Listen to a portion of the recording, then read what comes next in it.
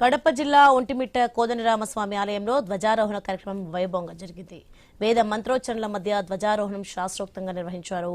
శ్రీ సీతారామ లక్ష్మణ ఉత్సవమూర్తులు ప్రత్యేక అలంకారంలో దర్శనమిస్తున్నారు.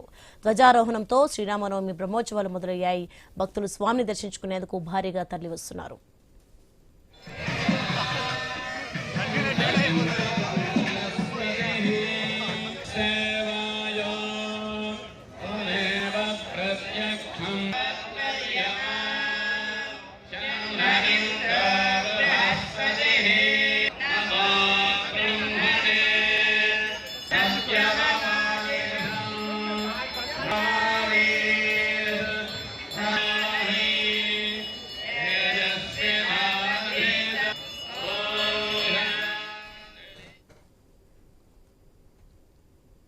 కడప జిల్లా ఒంటిమిట్ట కోదండరామస్వామి ఆలయంలో ధ్వజారోహణ కార్యక్రమం వైభవంగా జరిగింది.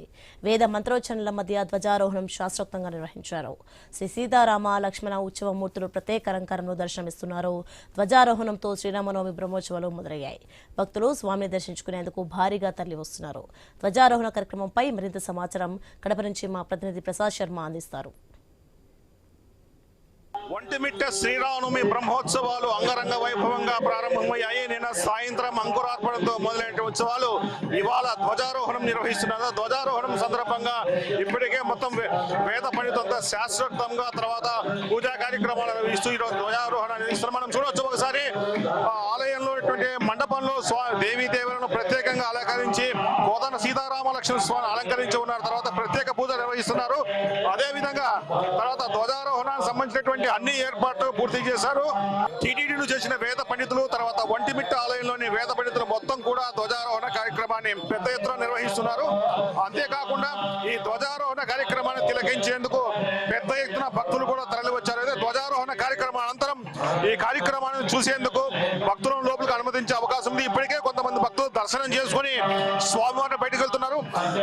శ్రీరామనవమి బ్రహ్మోత్సవాలు ఏదైతే మొదలైతే శ్రీరామనవమి ప్రారంభమై ఈ సందర్భంగా మొత్తం టీటీడీ అధికారులు ఒంటిమిట్ట కోదండరామస్వామి ఆలయంలోనూ తర్వాత కళ్యాణ వేదిక ప్రత్యేక ఏర్పాటు చేశారు. ఒకసారి మనం చూడొచ్చు, ఆలయాన్ని శోభాయమానంగా అలంకరించారు. పూలతో మొత్తం ఆలయాన్ని డెకరేట్ చేసింటూ పరిస్థితున్నాం. తర్వాత విద్యుత్ దీపాలంకరణ కూడా పెద్ద ఎత్తున చేశారు. దాదాపు 10,000 ఫ్లడ్ లైట్స్, తర్వాత వచ్చేసి దాదాపు 40 పైగా పెద్ద పెద్ద కటౌట్ ఇక్కడ ఏర్పాటు చేయడం జరిగింది. అంతేకాకుండా రాత్రి వేళ స్వామి ఆలయాన్ని వీక్షించేందుకు రంగురంగుల విద్యుత్ దీపాలు కూడా ఎంతో శోభాయమానంగా కనిపించాయి.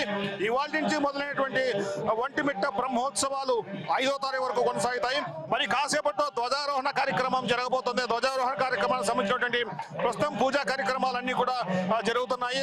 వేదశాస్త్రంగా మొత్తం తర్వాత టీటీడీ వేద పండితులు ప్రత్యేక పూజా కార్యక్రమం నిర్వహించి ధ్వజారోహణ కార్యక్రమం నిర్వహిస్తున్నారు. ఇది ఒంటిమిట్టలో ఉన్నటువంటి కోదండరామస్వామి ఆలయంలో జరుగుతున్నటువంటి బ్రహ్మోత్సవాల్లో తొలి రోజు నిర్వహిస్తున్నటువంటి ఘట్టం. ఇవాళ కార్యక్రమాలు వేరే కార్యక్రమాలు కూడా మొదలైతే పూజా కార్యక్రమాలు అలాగే ఆస్థానం నిర్వహిస్తారు. తర్వాత బొమ్మరపోతన జయంతి కార్యక్రమం కూడా ఇవాళ జరుగుతుంది.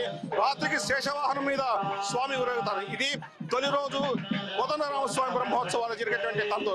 Camera person Sumanth Sharma, I News, Vontimitta.